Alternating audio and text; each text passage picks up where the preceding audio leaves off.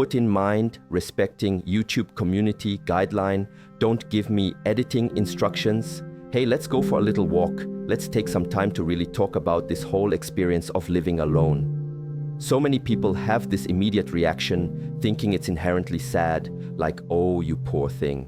And honestly, that couldn't be further from the truth for many of us who choose or find ourselves in this situation. However, and this is a really important caveat, if you're not deliberate, if you're not truly intentional about how you structure your days and your life, living alone can definitely veer off course. You can, for lack of a better term, get a little squirrely or isolated if you don't actively work against it. That's why being incredibly intentional about how you approach your independent life is paramount. Living alone doesn't, by any means, have to signify that you're cut off from connection, severed from society, constantly lonely, or mired in sadness. But I have been scrolling through some of your comments, and I've noticed a recurring theme. Honestly, I'm a little worried about a few of you out there. Listen closely, because I want to share 3 absolutely essential practices that I've deeply ingrained into my life, having lived alone quite happily for many, many years now. These 3 practices are my top priorities, not because I see myself as some all-knowing guru with every answer to life's mysteries. Believe me, if I did, my life would likely look quite different. But as just another human navigating life, these strategies have proven profoundly helpful for me. Number 1, it is profoundly important to always have something genuinely enjoyable to anticipate. This doesn't require it to be some extravagant, super expensive endeavor, like a grand European vacation or whatever wild, elaborate plan you might dream up. No, it can, and often should, be something quite small and perfectly achievable. Take, for example, my plan to head down to the Jersey Shore this weekend to indulge in a delicious lobster roll. That's been my little beacon of joy all week, keeping my spirits up and giving me a delightful minor goal. Whatever truly sparks joy for you, whether it's looking forward to acquiring some new yarn for your knitting project, browsing the aisles of your favorite craft store like Michael's, or for me, getting utterly thrilled about spotting some beautiful warblers during bird migration season. The point is to cultivate that sense of anticipation.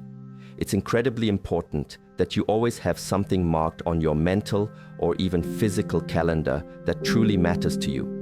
Something that genuinely excites you. Nurture your unique passions and hobbies, yes, but actively schedule them. You absolutely must prioritize taking care of yourself.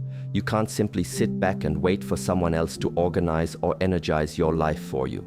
That forward-looking energy is a gift you give yourself. My second crucial discovery, and I'll openly admit I am not always perfect at it, is the vital importance of maintaining solid routines. When you live by yourself, there isn't typically another person to whom you owe a certain level of immediate accountability. Unlike living with a partner or spouse, you don't have someone there gently prompting, "What are we having for dinner tonight?" Or, "Hey, didn't we plan to go for that walk?" Or, "Who's on toilet cleaning duty this week?" Without that external dynamic, it falls entirely on you to create that structure, that internal accountability, and those necessary routines. I've tried to implement this somewhat imperfectly in my own life. I'm not always a master of time management, so I lean on a specific tool. I use an app that functions as a 20-minute timer. When I walk in the door after work, I set it, and it prompts me to efficiently tackle my chores, run around, and get my living space to a manageable state. Beyond that, my professional life naturally provides some routine, as I've got to be up and out by 7 a.m. But imagine if you're retired, for instance. You might not have that external structure anymore. These majestic pine trees out here, look how beautiful they are, standing tall with their inherent order. That's a good metaphor for the structure you need. Without work, it's so easy for those vital patterns to dissolve. So, setting your own consistent wake-up times, dedicated meal times, or even regular exercise slots becomes incredibly important. You really have to create those guardrails for yourself. Believe me, I've been there, slipping into slackerness, especially after the haze of 2020 and working from home. It absolutely messes with your mental health. So, alongside having things to look forward to, healthy routines are fundamental to your well-being. And honestly, guys, for my third major point, you absolutely positively need to get the hell out of the house. This is so critically important for so many reasons. You might be able to set up social engagements with other people, which is wonderful. But even if you're someone who generally prefers your own company, or you're simply not feeling up for a group outing, make a conscious effort to arrange activities for yourself that take you outside your four walls. It doesn't even have to involve deep social interaction. I'm talking about something as simple as going to a coffee shop and having a brief, incidental human interaction. I did exactly that last weekend, and you wouldn't believe what happened. Shout out to one of our amazing viewers, Jim. I was standing in line, waiting for a friend who, despite our 30 years of friendship, is reliably always running late. And then I heard someone behind me say, "Do you have a YouTube channel?" My immediate knee-jerk reaction was, "Oh, hell no!" You start running through everything you've ever said or done, wondering if you've inadvertently embarrassed yourself. But this really nice gentleman, Jim, who was sitting with some friends, was genuinely curious. I admitted, "Yes, I do."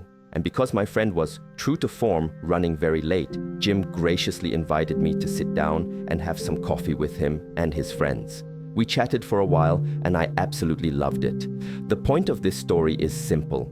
You never ever know what delightful experiences you might stumble into, what unexpected encounters you'll have, or who you might meet if you don't physically venture outside your living space.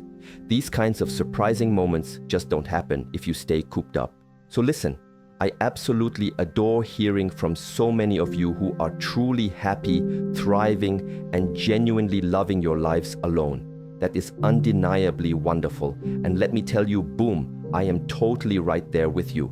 But regardless of your current experience, please make sure you're actively taking care of yourself and that you are genuinely honest with yourself about your true needs. If you notice yourself starting to feel isolated or genuinely lonely, acknowledge those feelings. Don't push them aside. Instead, proactively do something about them. Be utterly frank and upfront with yourself about what it truly takes for you to live well, to thrive, and to survive independently. Because at the end of the day, truly, nobody is going to prioritize taking care of you more than you will. And here's something really important to remember. There is absolutely no shame in the game if you find yourself feeling a little lonely, perhaps a bit depressed, or even that squirrely feeling if you've been too much on your own. It's a natural human reaction, so please stay on top of these things.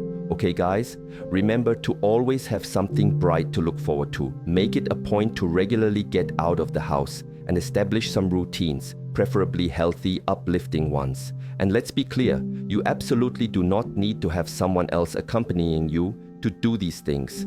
As I mentioned, I'm going down the shore for that lobster roll by myself. Who knows who I'll meet? Anyway, take care guys. I really love that you're on this walk with me. Enjoy your day, enjoy your life, and do it right, whether you are alone or not. Okay, take care. Thank you.